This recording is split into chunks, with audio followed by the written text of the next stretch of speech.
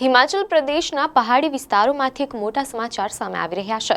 હિમાચલમાં શુક્રવારે રાત્રે ભૂકંપના તીવ્ર આંચકા અનુભવાયા છે, જેના કારણે સ્થાનિક રહેવાસીઓમાં ભારે ગભરાટ અને દહેશતનો માહોલ ફેલાઈ ગયો હતો।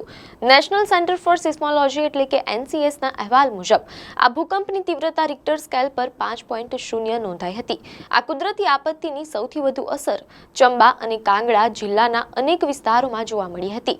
મીડિયા અહેવાલો અનુસાર આ આંચકા સવારે 10:04 આસપાસ અનુભવાયા હતા અને તેનું મુખ્ય કેન્દ્ર બિંદુ ભરમૌર વિસ્તારની નજીક જમીનની અંદર માત્ર 5 કિલોમીટરની ઊંડાઈએ હતું।